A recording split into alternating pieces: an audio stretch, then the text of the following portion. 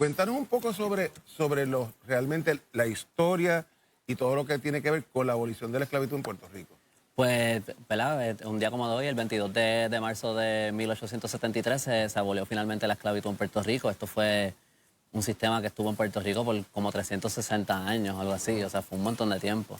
Era un sistema bien abusivo, o sea, nosotros obviamente personas que no tienen ninguna libertad y ningún derecho, que, tú sabes, esto estamos hablando, esto no son gente que tienen días de vacaciones, weekends, nada de eso. Si tú haces algo que no le gusta el capataz o lo que sea, eso es latigazo, eso es que te encierran en un cuarto sin darte comida, son unas cosas bien horribles y hacen unos trabajos bien peligrosos. O sea. Y los esclavos llegan a Puerto Rico primero para las minas, ¿verdad? La extracción de minas, de oro, de plata.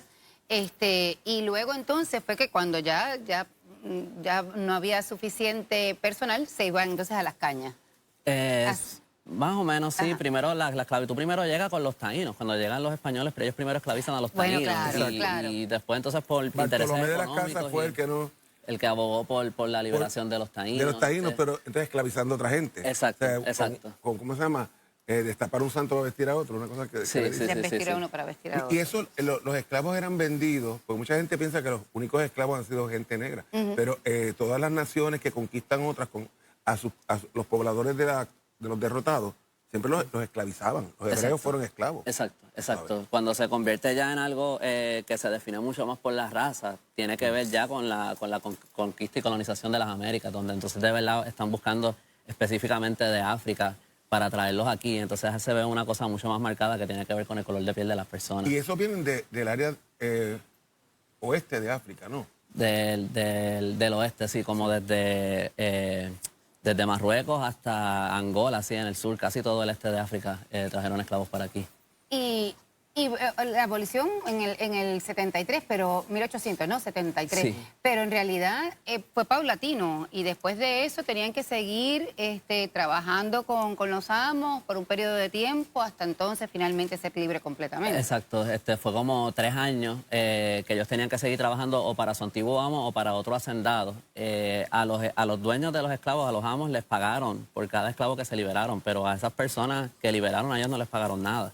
Y después ellos siguieron básicamente muchos de ellos trabajando como agregados para esos mismos, para sus antiguos amos por el resto de sus vidas mucho, porque en verdad no tenían muchas otras opciones. ¿Qué motivó el movimiento aquí en Puerto Rico? Bueno, tuvo que ver con muchos factores distintos. Se estaba aboliendo la esclavitud en otros países y otros países entonces le estaban metiendo presión a España, eso hacía más difícil el tráfico de esclavos, eso fue un factor. Pero también aquí hubo un movimiento abolicionista, ¿verdad? Personas como Segundo Ruiz Belvis y Ramón Emeterio Betance, que pagaban 25 pesos en la pila bautismal de los niños.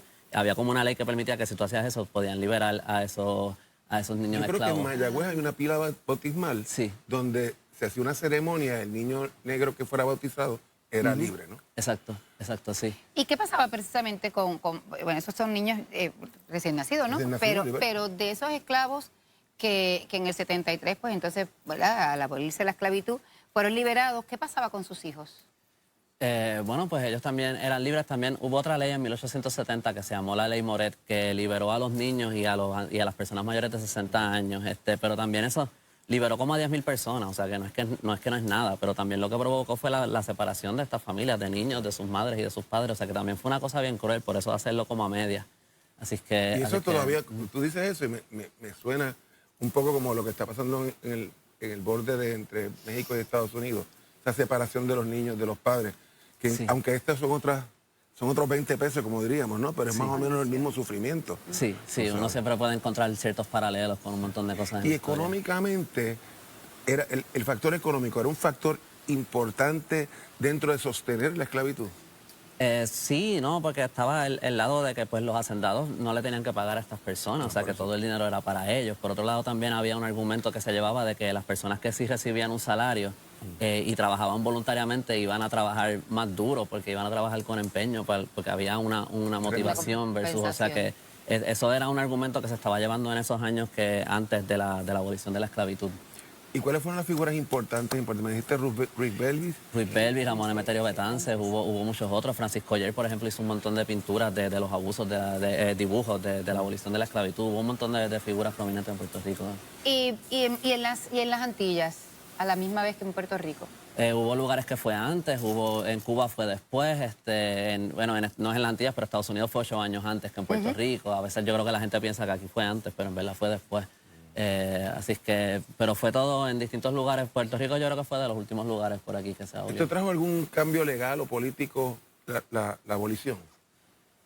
Bueno, esto ocurrió durante un proceso en España donde el sexenio liberal se llama, que es donde se estaban implementando un montón de medidas liberales. Aquí en Puerto Rico los conservadores bien poderosos estaban bien opuestos a eso, o sea que eso se llevó a cabo en un momento donde se estaban otorgándole ciertos derechos a Puerto Rico, pero ya cuando ese periodo terminó, casi todas esas políticas se echaron para atrás, o sea que fue como este periodo como de 6 años donde hubo unos cambios que después no duraron.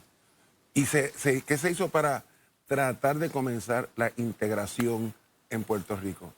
Que yo creo que fue bastante rápida, ¿no? Ya la gente estaba enamorándose, ¿verdad?, interracialmente. Aquí hubo mucho mestizaje, o sea, desde el siglo XVIII aquí la mayor parte de la población de Puerto Rico eran personas negras libres, que eran o descendientes de esclavos o personas que habían logrado su libertad.